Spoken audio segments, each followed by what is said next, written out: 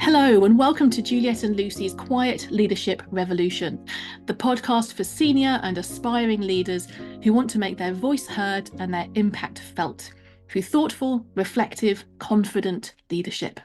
People who want to lead by example, bringing others with them, and who are ready to learn and adapt to deliver brilliant results. I'm Juliet Corbett. And I'm Lucy Gower. Today we're going to be talking about if you are delegating enough. I look at delegation as giving a task to someone else to do on your behalf. Often if you work in an organisation, you're delegating to somebody that is more junior to you. And there's a lot of pitfalls and challenges around that. Juliet, what's your thoughts on how you define delegation to make sure that we're talking about the same thing? Yeah, absolutely. So that's the basics of it, isn't it? Basically asking someone to do something. So kind of offloading a particular task to them. I think for me, what I would add to that is that if we're going to be doing effective delegation, as opposed to just telling somebody to do something, it's also about helping everyone understand how we're working as a team towards a shared goal. And that in order to deliver that shared goal, there are going to be some tasks that some people need to be asked to do. And so there's a bit element of purpose hidden within there for effective delegation. Does that resonate with you, Lucy? It does. And no, it absolutely does. And I love what you just said about working together towards a shared goal, because I think some of the times when delegation doesn't quite work, or it might not feel quite right for the person that is delegating, is when it is hidden, that shared goal. On the other side, if you're asked to do something, and how many times you've been asked to do something, whether that is in a work context or outside work context, and you're like, I don't know why I'm being asked to do this. What is the point of this? And if you don't understand that shared goal, or what the point is of the thing that you're being asked to do, that can make it a little bit difficult. Yeah. And I think that's the person giving the task responsibility to be able to put that task in the context of the bigger picture. Yeah. So yeah, I like that. Shared goals, important. Absolutely. And actually, as you said, I've never really made this connection before explicitly, but as you say that, it's actually the final step of effective strategy, isn't it? It's a let's work as a team or as an organization to figure out where we're going and what we're doing and what the vision is, and then figure out how we're going to deliver that vision. And the final step is, yes, creating action plans and all the rest of it, but it's actually making sure that stuff happens. Because at the end of the day, Yeah. it's the action that's going to deliver the vision. And so if delegation is, if we're thinking about it as the final step in that process, then it feels really natural to connect it back up to what's our purpose, what's our goal, what's that shared vision that we're delivering. And I think often when we're really busy, that might be the bit that gets left out. 100%. Yeah. I certainly know that with some of the clients that I work with, and we talk about how we're so busy and juggling lots of different things, actually delegation is one of the key skills, and it's a skill set. And I think that when people become managers, I'm not sure that there's really robust training that's offered across the board, certainly that I've come across, about how to delegate, because there is a skill involved in it. It doesn't necessarily come naturally. Absolutely. And I don't think I was ever trained in how to do this, actually. When I Oh, first became a line manager, I don't remember this ever being a topic that anyone, sat me down and gave me any training or any coaching on. Um, and that's potentially what leads into some of the mindset challenges that we feel around delegation. So I think when I first started delegating, because I was, in a line management position for the first time, I felt guilty. I felt like I'm just asking other people to do stuff that I don't want to do, and this doesn't fit well with me. And my mindset was, I'll just do it myself. So a lot yeah, of what we want to dive into today, I think, is mindset, actually, isn't it? And maybe there's another yeah. episode around tips and tricks, little tactics around how to delegate effectively. But until you answer that question, which is the key question title of this episode, are you delegating enough? Until you can make sure that your mindset is aligned with what you're trying to achieve here, then any tips, tactics aren't really going to make much difference. Yeah, because it's not getting to the root cause of the problem. So I don't remember getting any delegation training either. So I think you make such an interesting point about you get promoted into a manager or leadership position, and all of a sudden you might have other people that can not do some of your work, but that might be how it feels. Oh, now I can give work to other people. Yeah. What are the other So there's a mindset shift within that around making a shift from, oh, I can give other people some of my work to do to free up some of my time. But there's something around, you're not just giving people tasks, you're all working together towards the same goal. Yeah, absolutely. And that everybody has a different skill set, different set of experience, and therefore everyone can contribute taking action towards that goal using their unique skill set and abilities and experience and so on. And obviously, some of that is defined within, a job description or a job title. But as we know, within effective teams, there's some fluidity within that as well, in terms of some people just find some tasks more naturally fulfilling or just come more easily.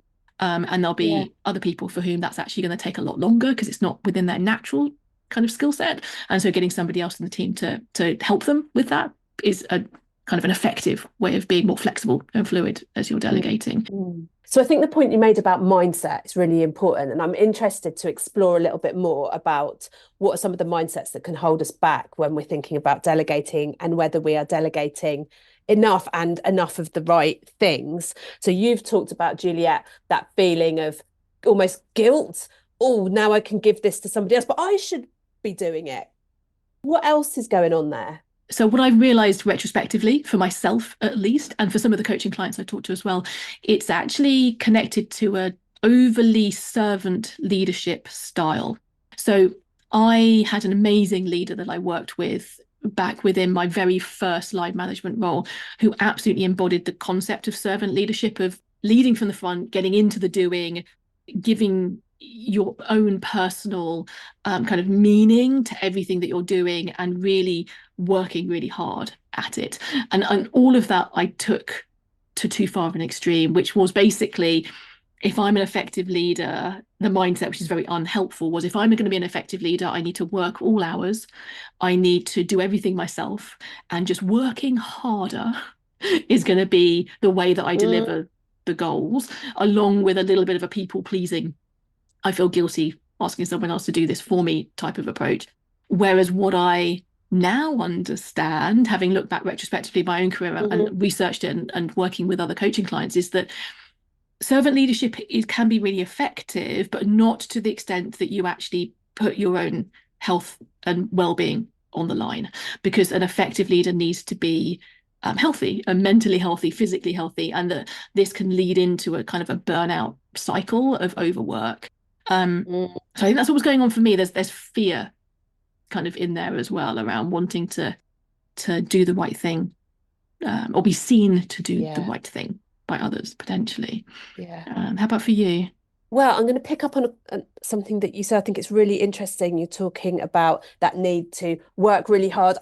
I learned when I was really young, like you work hard and then it pays off. And almost being able to delegate to somebody else is almost in conflict with some of those really core values of you work hard and you get results. Yeah, Delegating is in and of itself actually the mindset shift is that is hard work, because actually it's not like you've just gone, here you go, do that thing.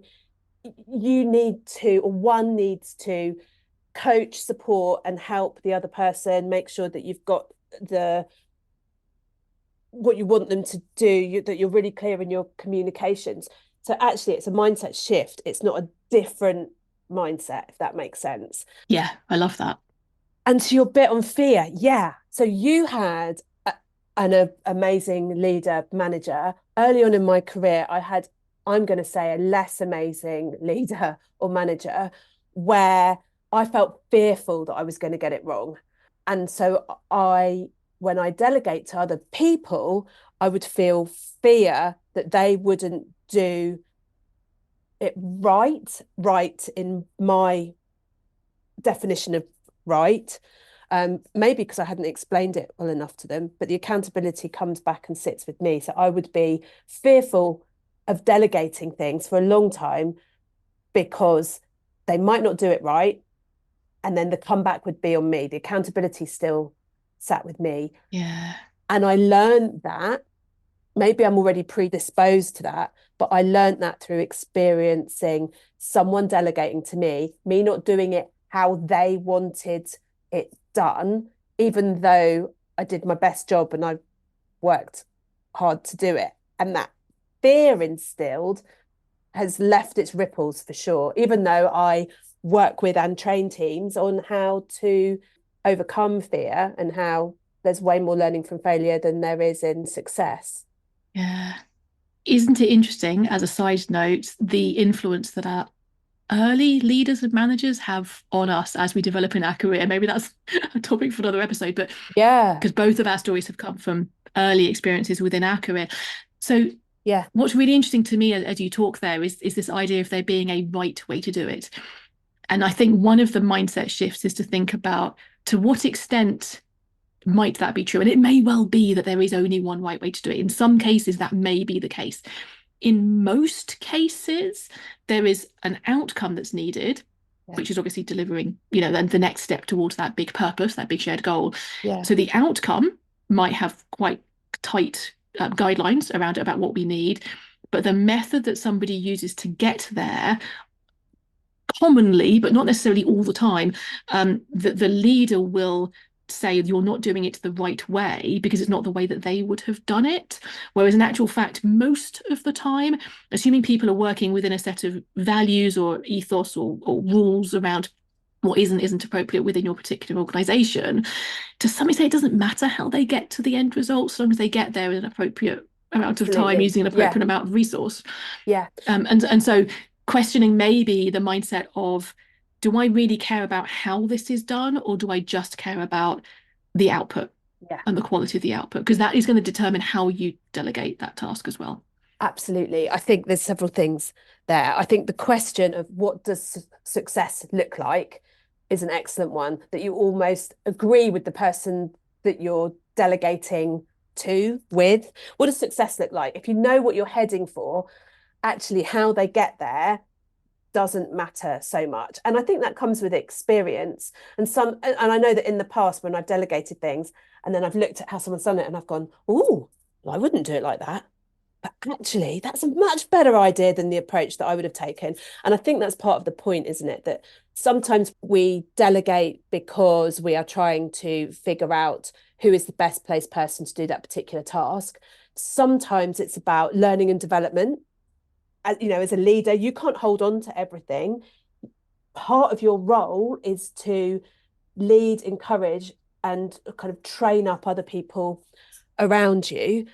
And giving somebody the freedom to think for themselves to deliver success is part of that. And I know that when I've taken a step back and I've gone, actually, it doesn't matter how this person's doing it, it's the results that we're after, is just part of your own learning and development. Yeah. And it's brilliant when somebody does it differently, better to how I would have done it. And I'm like, great, it makes me look good because I'm ultimately accountable. So Mm-hmm. you take the wins and the things that don't work so well with kind of equal responsibility. And I learned something from them because Yeah. it's not like the person in a hierarchy who's the most senior knows everything. It's 100% two-way street. Absolutely. I agree. You can't see me if you're listening, but I am nodding to everything that you've just said, Lucy, because And you're absolutely right. And the thing that is a mindset shift for me as we're talking, which is why I love these conversations, is that learning and development is part of the goal. So the goal of delegating is the output of whatever the thing is that you need to contribute mm, to that bigger purpose. But the learning and development is also part of that goal, and that occurs both for the person has been delegated to and is doing the work, because they might figure out better ways to do things. mm. And the number of times that I've handed something off, given way too many instructions about how to do it, and someone has very rightly just basically said, yeah, that's like a convoluted method. I'm going to do it my way, and it's 100% better by the time it comes back to me. It's very frequent. But also the learning and development is actually for the person who is doing the delegating, the leader as well, actually, because that Yeah, learning and development is from coaching somebody. And actually, it is a coach leadership style to coach somebody through learning a new task that they've just had delegated, and giving them the innovated freedom, if you like, to innovate and to create those new things. And that is learning development for the leader. yeah, So as with any time that we're trying to be strategic, which is a word you'll hear me use very frequently, multiple goals with the same activity. So the output and the learning and development opportunity for both the person who is doing the work and the leader. keep front and center. Yeah, Yeah, absolutely. great. So you mentioned a couple of times the accountability, and I wonder whether it's worth diving briefly into that in more detail because this might be also the root of some of the mindset shifts that could be beneficial for people around delegation. Mm. So you are accountable for the results that you and your team deliver, absolutely. Um, I wonder if you have any thoughts about where that accountability stops with you, like the buck stops with you, like that accountability doesn't flow lower. But actually, in most cases, it's appropriate as well for there to be accountability from the team members to the leader too. Do you have any thoughts around how that interacts with fear or delegation or anything like that? Good question. Okay, so I'm thinking about this as I'm speaking. So the accountability. So if you've delegated something to somebody else, the accountability does ultimately sit with you if they do a fabulous job or if they fall short of what's required. But I think the thing within that, if we're thinking about mindset, is there's the learning around you being able to delegate something. So the further you progress in your career, in my experience, the less into the detail and the day-to-day running you become, and the more sort of strategic, bigger picture goals where we're going piece. And that piece of brain work tends to be what I see happening. And so you step further away from the detail, which means that sometimes that you are away from it, so you can't see what the solutions are. So I think there's accountability and there is trust in the person to deliver on what you've asked. And if they're stuck, that they'll come back and ask you. But I think you have to, part of what you're doing is you are kind of holding that space for them to learn and develop. So I think it is important that if it doesn't go so well, that you're accountable. The buck sits with you, and you're accountable for that, and you Yeah, support them in order to be able to do that. And I think that the challenge with my not so great manager in my much earlier stage of my career was they'd kind of throw me under the bus. So you're trying to keep. When I say, you know, they would put the blame onto me for it not being quite right. And there was where the fear set in. You're a partnership in delivering this mm, piece of work if you've delegated. And therefore, you still do take responsibility. But you also take responsibility for that conversation about what didn't go so well and how can you what could you have done differently? Could you have briefed it differently? With what could they have done differently? Were they not quite the right person to do it? Did they not fully understand but didn't feel that they could ask? So it's all wrapped up. Trust, accountability, fear is all wrapped up into perhaps that mindset shift. If you're working in partnership to reach the goal and you both have equal responsibility within that, regardless of who's doing the bigger picture thinking and who's doing the tactical yeah. doing. Does that make sense? It does. It does, absolutely. A couple of things came to mind as you mentioned that. So I often talk about using the analogy of an umbrella, about the leader holding the umbrella to protect the team underneath them Oh, yeah. from the, I'm not going to use a naughty word, but from the rubbish that cascades sometimes down from higher up, the hierarchy. And so that's also part of, you are accountable for as a leader for the Yeah. results that you produce as a team. But there also being responsibility that is held by every single individual, regardless of where they are in an organization. And that individual responsibility is to do your best and to ask questions where things aren't clear and to learn as you go along and to deliver the things that you say you're going to do. And I think what you mentioned there around trust is within the team. I think clear responsibility as to who's taking responsibility for certain things and their own Yeah. behavior, their own actions, delivering on time, asking when they're not sure, etc., etc. But that's somewhat different to being held accountable. And that is what the leader does. So there's something in that Yeah. maybe that's helps to shift the mindset too. That even though you are, as a leader, you are accountable, that doesn't mean you have to do everything because other people in your team need to also take responsibility to help working partnership, as you said, to deliver that goal. Yeah, I agree. The other topic that I'd love to jump into, if that's okay, is sometimes I see a fear of delegation as not wanting to confront a performance issue of somebody in the team. And that the thought process that goes through the leader's mind is, I fear that the person that I should delegate this to, who would be the natural person for me to delegate this to, won't be able to complete this task on time because there are performance questions, or there's a technical literacy question, or there are issues within that relationship within the team.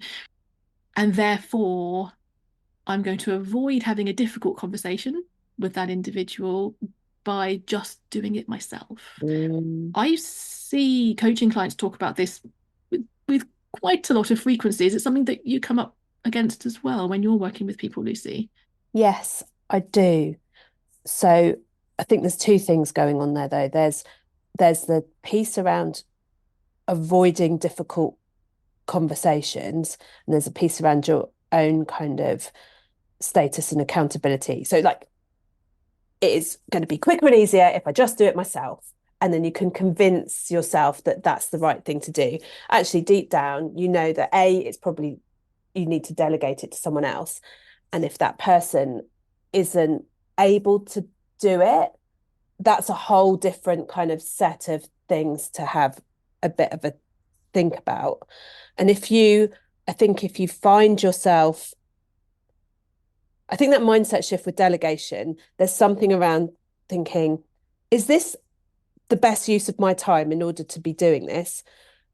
And if it isn't, then there's a case for delegating it somewhere else in the team. And if you're holding back on it, it's about really having a quiet word with yourself about what's going on here that I'm not able to delegate it. So it might be that I want to delegate it to so and so, but I think that's going to take a lot of time and effort because they haven't got the skills in order to be able to do it yet. And actually, that is part of delegating. That's kind of the training that we never had in how to delegate, but we've learned over the years at the very beginning. So it might be a difficult conversation because the person isn't up for the job, but it also might be that they just need a little bit more support. And it might take you just as long to support them to do it first time round as it would to do it yourself. And this comes back, I come from a very much, if a job's worth doing, it's worth doing properly, and you need to do it yourself. And I've had to work really hard to be able to delegate. And I think there's a mindset shift about having a little word with yourself. Is it that I haven't got the time, or I'm not prepared to invest the time, or is it that I need to have a difficult conversation with somebody because their performance isn't quite what's needed and expected? And that's Yeah, two different things. absolutely. It's almost like you've got a symptom, which is, you're not delegating the thing that you probably know you probably should Yeah. be delegating. And then there's two root causes. So having a good think about Yeah. that one symptom, what is actually going on? What is the root Yeah. cause of that? And I think there's something around I'm not delegating or I'm struggling to delegate this. Is it about, do I have to like hold a mirror up and go, is it about me? What's going on for me that I'm not feeling comfortable about doing this? And then it might be, well, what's happening externally that's making me feel uncomfortable? And for both of those things, there are solutions. If you can understand that I'm fearful of delegating because I don't think this person is going to be able to deliver, well, what do you need to do to minimize that risk? What do you need to do to support them? Yeah. And ultimately, that might take more time the first time that you delegate, and that might make you feel more overwhelmed for a short period of time until you've helped to build trust and skills in the other person or people that is going to make you less overwhelmed and be Yeah. able to more focus on the things that you're there to do. Yeah. So I love that way of framing it that you mentioned about holding the mirror up to yourself and thinking, okay, what is it that's holding me back?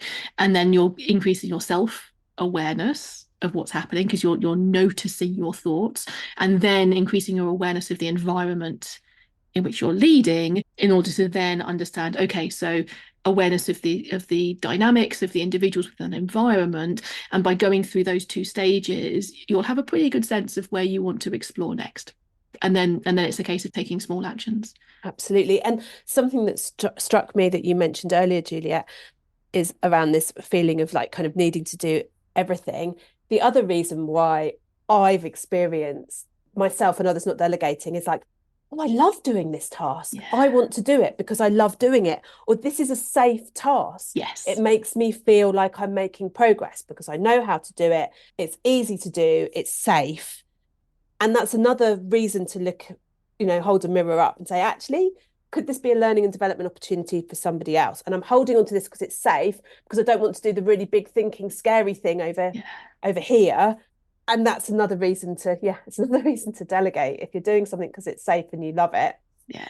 there's definitely a little conversation to have with yourself Yeah, around that. absolutely. And then sometimes overcoming that fear of doing the big scary thing that you're putting on is so liberating to take whatever steps you need to do to take in that direction. That might be some training and development, in terms of actual skill set. It could be some coaching, it could be having an accountability partner where you're coaching each other, kind of peer-to-peer coaching. There can be multiple ways of doing that, but you will feel empowered once you've stepped into that new world of the thing that looked big and scary to begin with. And the first step is making time. Exactly. And the person or people that you are empowering by delegating other tasks to them that they may learn from or love or enjoy also is a great feeling. And Absolutely. actually what we all should be doing is, Yeah. helping other people deliver better. And at the end of the day, if we're leading, that's what it is, isn't it? We're helping all of the team to have the right Yeah, conditions, whether that's that kind of skill set, whether that's culture, all the different areas that are required to enable them to perform at their exactly. absolute best, and empowering them to learn and develop is part of that.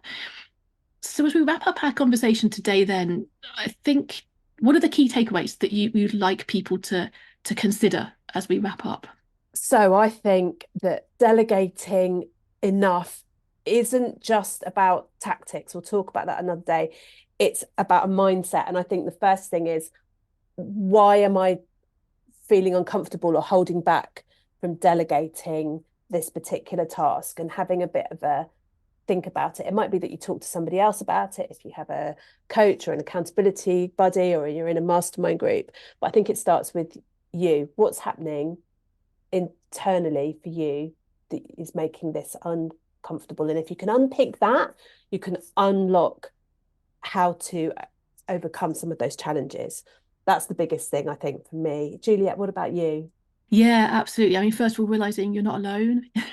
In fact, delegating is one of the top topics that people talk to me about one-to-one. It is an area that a Yeah, lot of people struggle with. So you're not alone, and it's not easy, but that's fine. That's good. That's a challenge that you can embrace and move forward on your own path. And then, yeah, thinking about the mindset side of things before diving into tactics or blaming yourself and not having the right, kind of approach to delegation. Like, we can talk about that another time, and we will do. But first of all, mm. really understanding what's the thought process, what are the thinking patterns that are happening each time you realize, actually, maybe I could delegate this, or maybe so and so would be able to do this.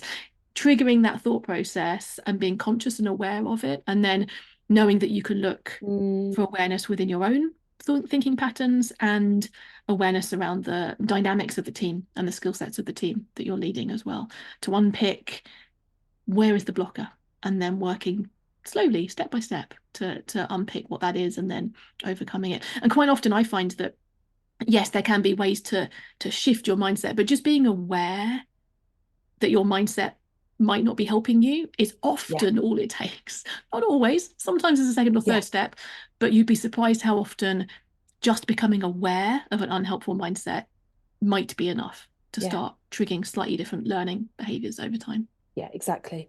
Fantastic.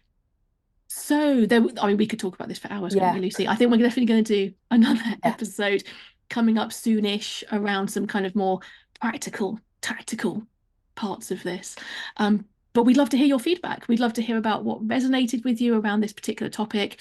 Maybe you've got a different point of view, or there's a mindset that we didn't cover today. Just let us know. And kind of we can cover those topics in a future episode as well. So if there are any questions that you're left with, please do just drop us a line. So thank you for spending this time with us today. And don't forget that if we want to make our voice heard and our impact felt, we need to gift ourselves the space to think, the courage to lead, and the confidence to adapt. I'm Juliet Corbett. And I'm Lucy Gower. We hope you'll join us next time for the Quiet Leadership Revolution.